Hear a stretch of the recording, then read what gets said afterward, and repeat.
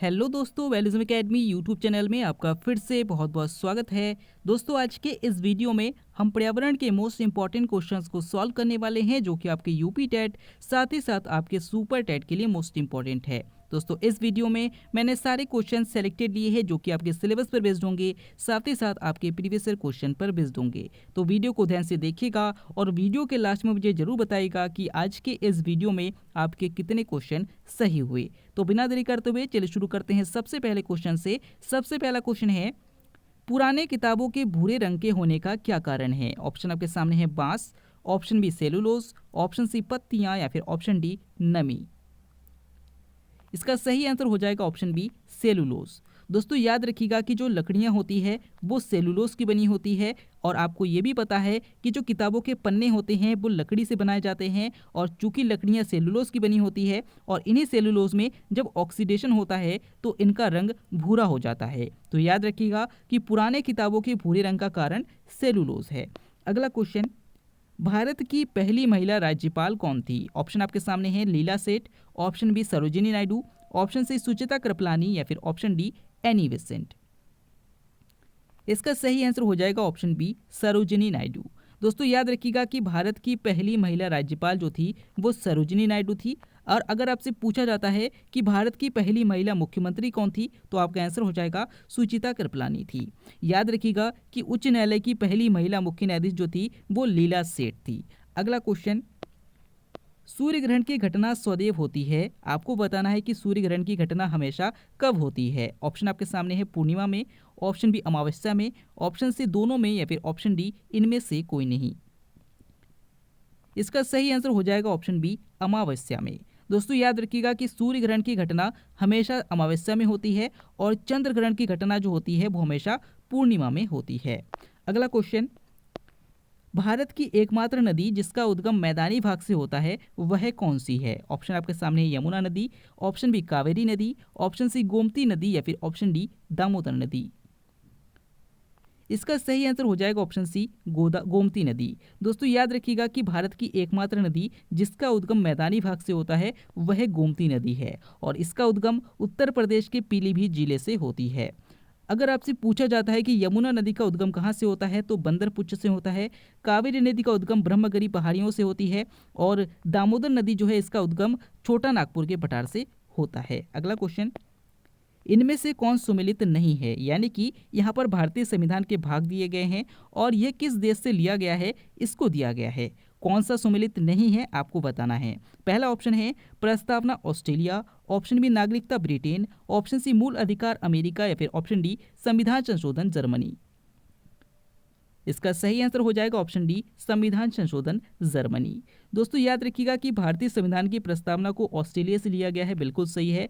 नागरिकता को ब्रिटेन से लिया गया है, ये भी बिल्कुल सही है। मूल अधिकार का कॉन्सेप्ट अमेरिका से लिया गया है, ये भी बिल्कुल सही है। लेकिन जो संविधान संशोधन है ये प्रावधान जर्मनी से नहीं लिया गया, बल्कि इसे अफ्रीका से लिया गया है। अगला क्वेश्चन, पृथ्वी और सूर्य की न्यूनतम दूरी को क्या कहा जाता है? ऑप्शन आपके सामने अपसौर, ऑप्शन बी उपसौर, ऑप्शन सी अपभू या फिर ऑप्शन डी उपभू। इसका सही आंसर हो जाएगा ऑप्शन बी उपसौर।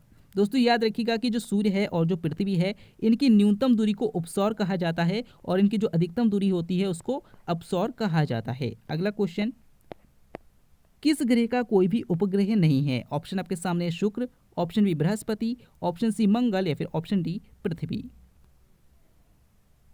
इसका सही आंसर हो जाएगा ऑप्शन ए शुक्र। दोस्तों, याद रखिएगा कि शुक्र ग्रह और बुध ग्रह ऐसे ग्रह हैं जिनका कोई भी उपग्रह नहीं है। याद रखिएगा कि अगर आपसे पूछा जाता है कि सौर मंडल का सबसे चमकीला ग्रह कौन सा है, तो आपका आंसर हो जाएगा शुक्र ग्रह है। अगर आपसे पूछा जाता है कि सौर मंडल में किस ग्रह को लाल ग्रह कहा जाता है, तो आपका आंसर हो जाएगा मंगल ग्रह को लाल ग्रह कहते हैं। अगर आपसे पूछा जाता है कि किस ग्रह को पीला ग्रह कहा जाता है, तो याद रखिएगा बृहस्पति को पीला ग्रह कहा जाता है। और अगर आपसे पूछा जाता है कि किस ग्रह को नीला ग्रह कहा जाता है, तो आपका आंसर हो जाएगा पृथ्वी को कहा जाता है।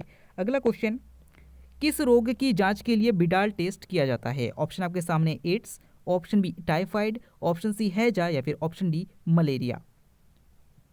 इसका सही आंसर हो जाएगा ऑप्शन बी टाइफाइड। दोस्तों, याद रखिएगा कि जो टाइफाइड है इसका टेस्ट विडाल टेस्ट कहलाता है, और जो एड्स है एड्स की जांच के लिए एलिसा टेस्ट किया जाता है। तो याद रखिएगा, इंपॉर्टेंट है, पूछा जाता है। अगला क्वेश्चन, खून में किसकी उपस्थिति के कारण खून नहीं जमता? ऑप्शन आपके सामने haemoglobin, option B heparin, option C fibrinogen या फिर ऑप्शन डी इनमें से कोई नहीं। इसका सही आंसर हो जाएगा ऑप्शन बी हिपेरिन।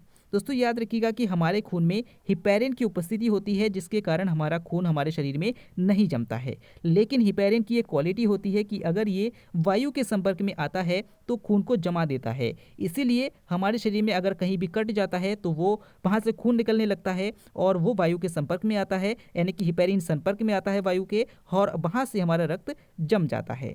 अगला क्वेश्चन, इनमें से किस नदी को दक्षिण भारत की गंगा कहा जाता है? ऑप्शन आपके सामने है गंगा नदी, ऑप्शन बी दामोदर नदी, ऑप्शन सी गोदावरी नदी या फिर ऑप्शन डी कावेरी नदी। इसका सही आंसर हो जाएगा ऑप्शन डी कावेरी नदी। दोस्तों याद रखिएगा कि अगर आपसे पूछा जाता है कि दक्षिण भारत की गंगा किसे कहा जाता है तो कावेरी नदी को कहा जाता है। लेकिन अगर आपसे पूछा जाता है कि दक्षिण गंगा किसे कहा जाता है तो आपका आंसर हो जाएगा गोदावरी नदी को कहा जाता है। याद रखिएगा कि जो दामोदर नदी है, दामोदर नदी को जैविक मरुस्थल भी कहा जाता है। अगला क्वेश्चन, इनमें से कौन सा तिलहन है? ऑप्शन आपके सामने है लौंग, ऑप्शन बी प्याज, ऑप्शन सी राई या फिर ऑप्शन डी इलायची। इसका सही आंसर हो जाएगा ऑप्शन सी राई। दोस्तों याद रखिएगा कि तिलहन फसलें ऐसी फसलें होती है जिनसे तेल निकाला जाता है। तो दिए गए ऑप्शन में जो राई है ये एक ऐसी फसल है जिससे तेल निकाला जाता है, यानी कि ये हमारा सही आंसर हो जाएगा, यह तिलहन की फसल है। अगला क्वेश्चन, कौन सा दर्रा नीलगिरी और अन्नामलाई पहाड़ियों के मध्य स्थित है? ऑप्शन आपके सामने है थालघाट दर्रा, ऑप्शन बी पालघाट दर्रा, ऑप्शन सी भोरघाट दर्रा या फिर ऑप्शन डी पिपली घाट दर्रा। इसका सही आंसर हो जाएगा ऑप्शन बी पालघाट दर्रा। दोस्तों याद रखिएगा कि जो पालघाट दर्रा है ये नीलगिरी और अन्नामलाई पहाड़ियों को अलग करती है। याद रखिएगा कि जो थालघाट दर्रा है ये महाराष्ट्र में है और भोरघाट दर्रा ये भी महाराष्ट्र में है। और जो पिपली घाट दर्रा है ये कहाँ पर है? तो याद रखिएगा कि ये अरावली श्रेणी में स्थित है। अगला क्वेश्चन, कौन सा पर्वत भारत को म्यांमार से जोड़ता है? ऑप्शन आपके सामने है कुनलुन पर्वत, ऑप्शन बी गोलन की पहाड़ियां, ऑप्शन सी अराकानियुमा पर्वत या फिर ऑप्शन डी अरावली पर्वत। इसका सही आंसर हो जाएगा ऑप्शन सी अराकानियुमा पर्वत। दोस्तों याद रखिएगा कि जो अराकानियुमा पर्वत है ये भारत और म्यांमार को जोड़ता है। अगर आपसे पूछा जाता है कि किस पर्वत को एशिया की रीढ़ कहा जाता है तो याद रखिएगा कि जो कुनलुन पर्वत है इसे एशिया की रीढ़ कहा जाता है। अगला क्वेश्चन, भारतीय संविधान के किस अनुच्छेद में संविधान संशोधन का प्रावधान है? ऑप्शन आपके सामने है अनुच्छेद 352, ऑप्शन बी अनुच्छेद 360, ऑप्शन सी अनुच्छेद 368 या फिर ऑप्शन डी इनमें से कोई नहीं। इसका सही आंसर हो जाएगा ऑप्शन सी अनुच्छेद 368। दोस्तों याद रखिएगा कि भारतीय संविधान के अनुच्छेद 368 और भाग 20 में संविधान संशोधन का प्रावधान दिया गया है और इसको अफ्रीका से लिया गया है। अगला क्वेश्चन, चींटियों में किसके कारण आसपास की वस्तुओं को देखने की क्षमता होती है? ऑप्शन आपके सामने है संयुक्त नेत्र, ऑप्शन बी पार्श्व में 2 नेत्र, ऑप्शन सी सिर के ऊपर 2 नेत्र या फिर ऑप्शन डी बिना नेत्र के सिर्फ सुगंध द्वारा। इसका सही आंसर हो जाएगा ऑप्शन ए संयुक्त नेत्र। दोस्तों याद रखिएगा कि चींटियों में संयुक्त नेत्र होता है, इसी कारण ये आसपास के चारों ओर की वस्तुओं को देख सकती हैं। अगला क्वेश्चन, मादा एनाफिलीज मच्छर किस रोग का वाहक होता है? ऑप्शन आपके सामने है डेंगू मच्छर, dengue, option B malaria, option C filaria या फिर ऑप्शन डी पीत ज्वर। इसका सही आंसर हो जाएगा ऑप्शन बी मलेरिया। दोस्तों याद रखिएगा कि जो मादा एनाफिलीज मच्छर होती है ये मलेरिया का वाहक होती है और जो एडीज मच्छर होती है वो डेंगू का वाहक होती है। अगला क्वेश्चन, ईस्ट में कौन सा विटामिन पाया जाता है? ऑप्शन आपके सामने है vitamin A, option B vitamin B, option C vitamin E या फिर ऑप्शन डी विटामिन के। इसका सही आंसर हो जाएगा ऑप्शन बी विटामिन बी। दोस्तों याद रखिएगा कि जो ईस्ट होती है ईस्ट में विटामिन ए विटामिन बी पाया जाता है और अगर आपसे पूछा जाता है कि ईस्ट में कौन सा एंजाइम पाया जाता है तो याद रखिएगा इसमें जाइमेज एंजाइम पाया जाता है। अगला क्वेश्चन, लाइकेन सबसे अच्छे सूचक माने जाते हैं, किसके माने जाते हैं आपको बताना है। ऑप्शन आपके सामने है जल प्रदूषण, ऑप्शन बी मृदा प्रदूषण, ऑप्शन सी वायु प्रदूषण या फिर ऑप्शन डी ध्वनि प्रदूषण। इसका सही आंसर हो जाएगा ऑप्शन सी वायु प्रदूषण। दोस्तों याद रखिएगा कि जो लाइकेन है लाइकेन से लिटमस पेपर प्राप्त किया जाता है और ये वायु प्रदूषण संकेतक होते हैं, यानी कि जहाँ पर भी वायु प्रदूषण अधिक मात्रा में होता है वहाँ पर लाइकेन अपना रंग चेंज कर देता है और पता चल जाता है कि यहाँ पर वायु प्रदूषण की मात्रा ज़्यादा है। अगला क्वेश्चन, अफीम किससे प्राप्त किया जाता है? ऑप्शन आपके सामने है जड़ों से, ऑप्शन बी फूलों से, ऑप्शन सी तनों से या फिर ऑप्शन डी पत्तियों से। इसका सही आंसर हो जाएगा ऑप्शन बी, फूलों से। दोस्तों याद रखिएगा कि जो अफीम है यानी कि जो ड्रग्स के रूप में यूज़ किया जाता है अफीम है, ये फूलों से प्राप्त किया जाता है। अगला क्वेश्चन, फलों के मीठे स्वाद का क्या कारण है? ऑप्शन आपके सामने है glucose, option B fructose, option C sucrose या फिर ऑप्शन डी इनमें से कोई नहीं। इसका सही आंसर हो जाएगा ऑप्शन बी, फ्रक्टोज। दोस्तों याद रखिएगा कि अगर आपसे पूछा जाता है कि फलों की शर्करा किसे कहा जाता है तो फ्रक्टोज को कहा जाता है, और अगर आपसे पूछा जाता है कि अंगूर की शर्करा किसे कहा जाता है तो ग्लूकोज को कहा जाता है, और याद रखिएगा कि गन्ने की शर्करा सुक्रोज को भी कहा जाता है। अगला क्वेश्चन, पेरिकार्डियम किससे संबंधित है? ऑप्शन आपके सामने हृदय, ऑप्शन बी फेफड़ा, ऑप्शन सी वृक्क या फिर ऑप्शन डी आमाशय। इसका सही आंसर हो जाएगा ऑप्शन ए, हृदय। दोस्तों याद रखिएगा कि हमारा जो हृदय होता है, हृदय के ऊपर का जो आवरण होता है इसे पेरिकार्डियम कहा जाता है, और जो फेफड़ा होता है, फेफड़े के ऊपर का जो आवरण होता है उसे प्लूरा कहा जाता है। तो पेरिकार्डियम हृदय से संबंधित है। अगला क्वेश्चन, मानव शरीर में यूरिया का निर्माण कहाँ होता है? ऑप्शन आपके सामने है आमाशय, ऑप्शन बी पित्ताशय, ऑप्शन सी अग्न्याशय या फिर ऑप्शन डी यकृत।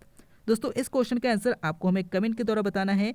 आज के इस वीडियो में आपके कितने क्वेश्चन सही हुए कमेंट करके जरूर बताइएगा। साथ ही साथ इस सीरीज को जरूर फॉलो कीजिएगा, जिससे कि आपके यूपी टेट में आपके अच्छे अंक बिल्कुल सुनिश्चित हो जाए। अगर आप टेलीग्राम ग्रुप को ज्वाइन करना चाहते हैं तो डिस्क्रिप्शन में लिंक दिया गया है, वहाँ से आप ज्वाइन कर सकते हैं। हम फिर से लौटेंगे एक नया इंटरेस्टिंग वीडियो लेकर, तब तक के लिए देखते रहिए, सीखते रहिए।